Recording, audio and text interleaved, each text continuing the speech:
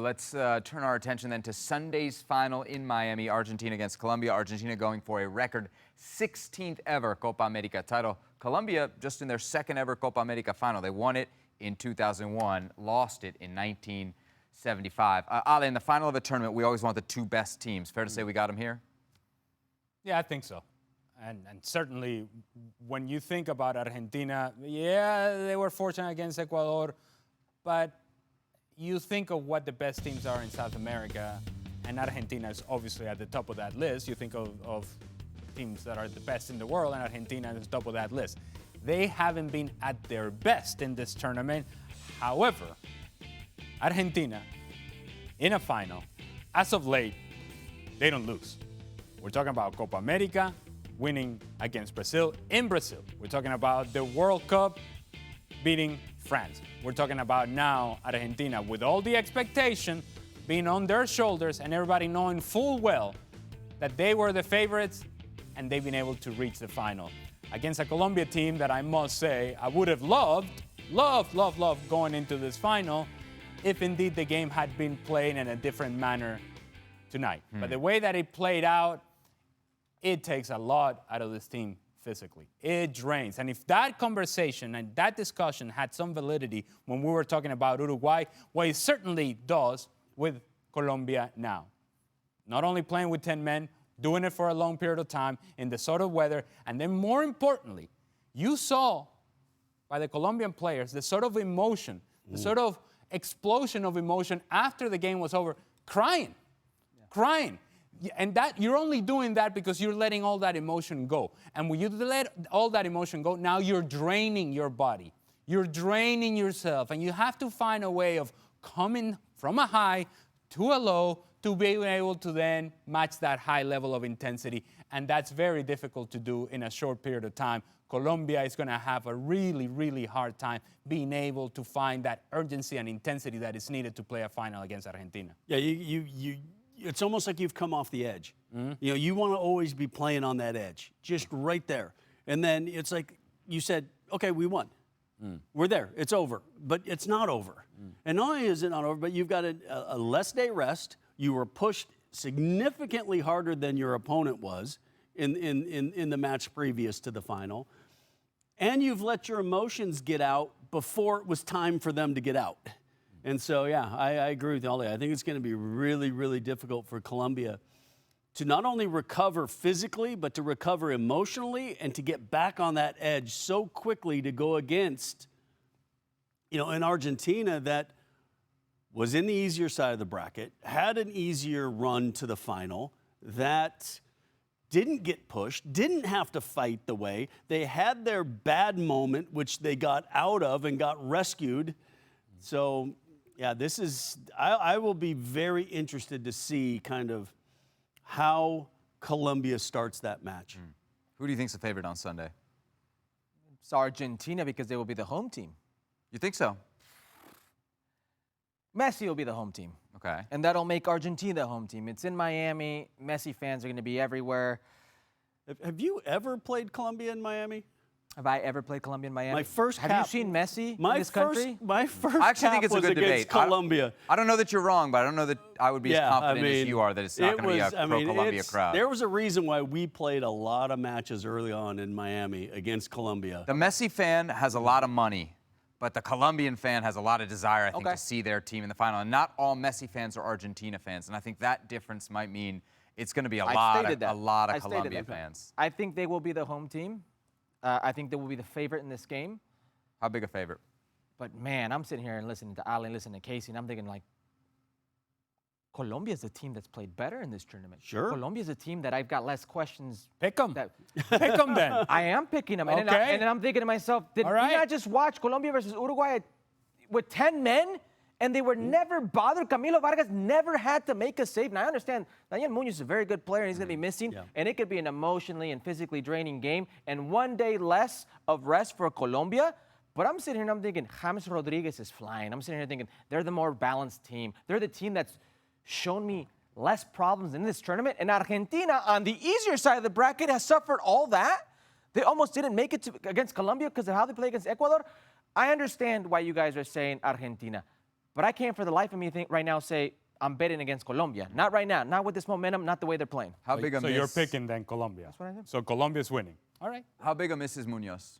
It's big. Yeah. Really big. Yeah. Not only what he does defensively, but offensively. This is a guy that gives you a natural outlet down the right-hand side. Why is that important? Because if he gives you that width down the right-hand side, that shifts defenders over to that area, and it allows space underneath for James Rodriguez, where now he can float and find that pass, that penetrating pass that not many people in this tournament can actually find. Who can find that pass in this tournament? Lionel Messi? Yeah. James Rodriguez. He needs that space. Because today, by the way, when he didn't have that space, he wasn't nearly as effective, even when they were playing 11v11.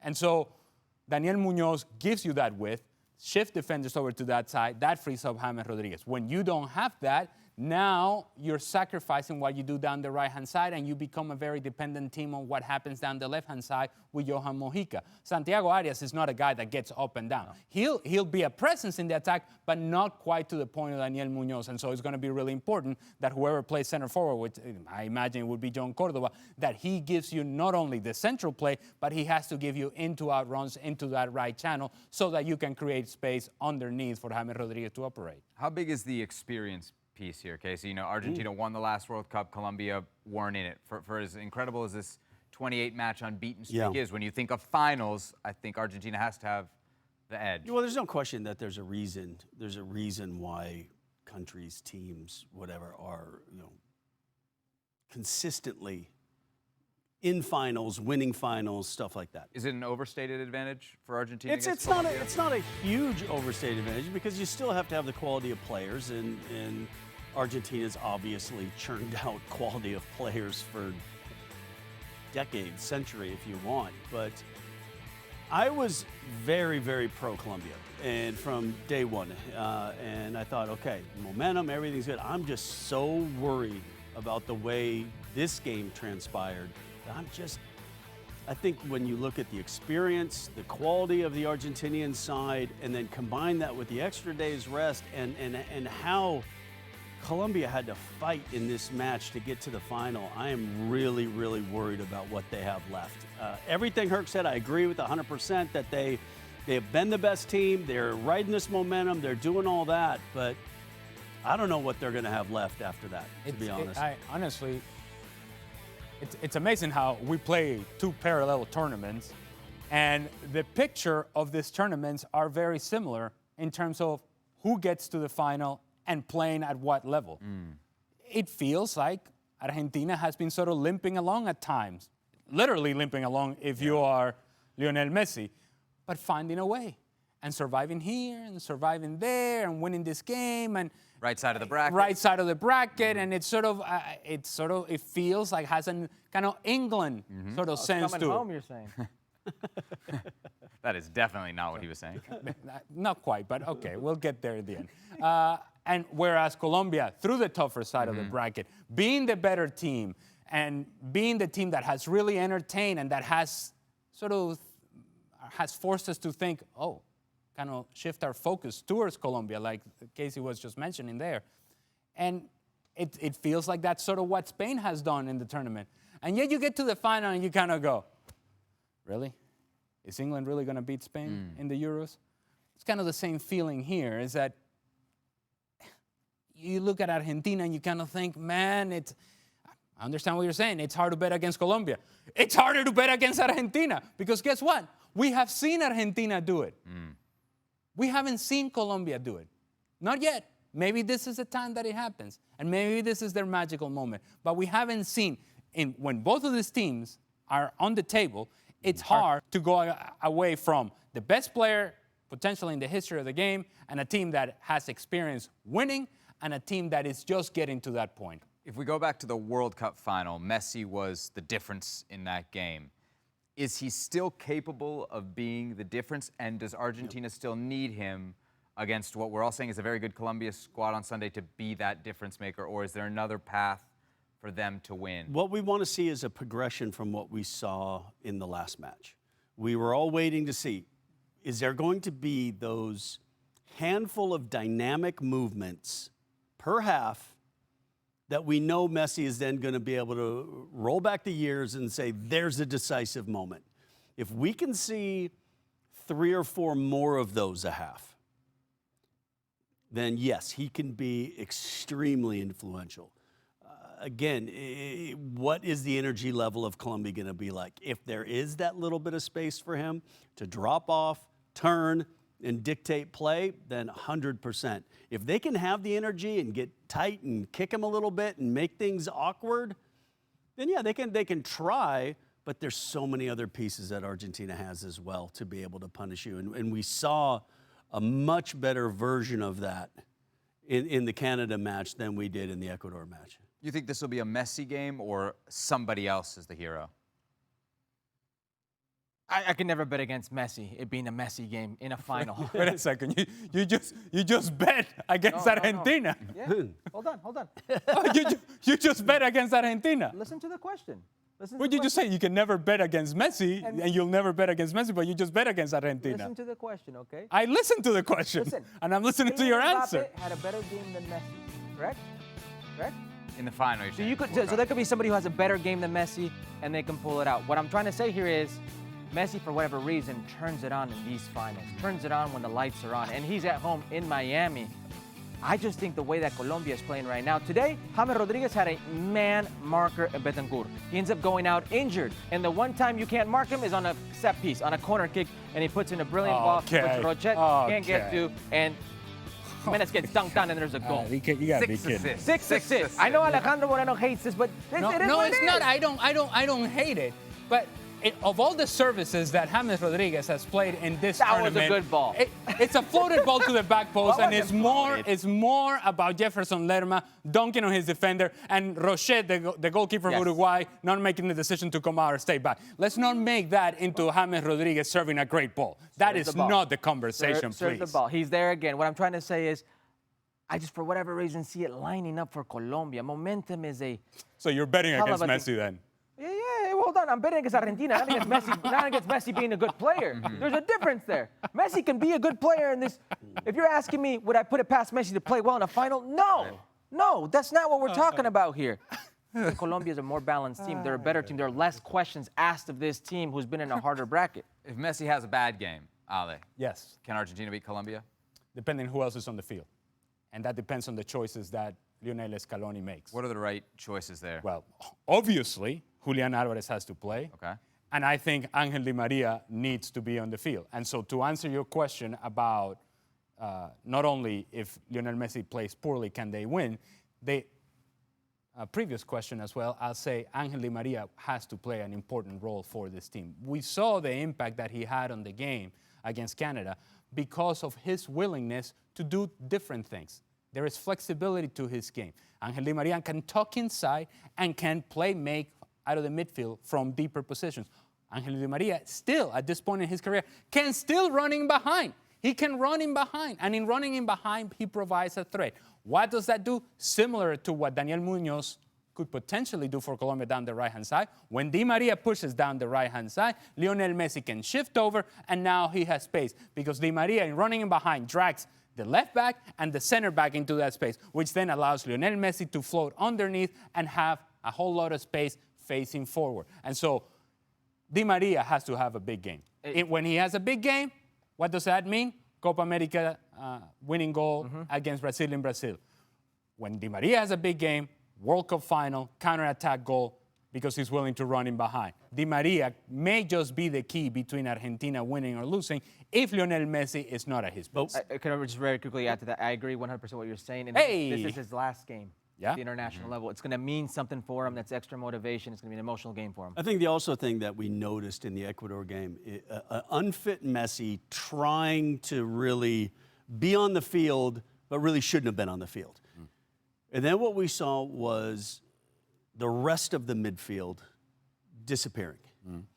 And we saw in the first 5 minutes of the match against Canada, Rodrigo de Paul, McAllister, we saw some combination play. We saw them link and move, and then Messi joining in, which was non-existent against Ecuador. So the supporting cast, we know, is so important around Lionel Messi right now. That supporting cast was non-existent in the game where they, let's be honest, they got a little lucky and they got out. And the experience and the quality of player and everything just got them through that bad day. I think it's still extremely important for Lionel Messi to have a good game if the supporting cast as well has a very good game around him. And you're talking about the midfield and the importance of midfield for Argentina. Let's go deep in the analysis then. What happened with Richard Rios tonight? He had to come off the field injured. What's the status of that injury, and how does that affect the midfield of Colombia? No Rios, no Munoz. That's disaster, right? That's all I'm saying. And no Rios shifting on the right-hand side, no Munoz shifting on the right-hand side. That right-hand side for Colombia becomes, I suppose, exposed. And is it almost then? You know, we talk about how Argentina has to defend with a man less. Does Colombia also have to defend with a man less with James Rodriguez? Yeah, it probably is it then and even itself out? And if you even itself out with the fatigue, the players missing for Colombia, it goes back to, I think, why Ollie and I are kind of looking at that Argentinian side and how this is going to be a tough task for Colombia, even though they're running away with confidence and the streak and everything. Sunday's final at Hard Rock Stadium. Let's get some predictions. Ale, final score? Argentina, 1-0. Herc? Is there extra time in this one? No? Yes. Yes. Oh, all right. Yep. Yes. Look at this. There is. 1-1. And then extra time, okay, Colombia. Colombia. Wow, okay. Kasey? Because of circumstances, I'm going to go against my pre-tournament. Your Oh, better, wow.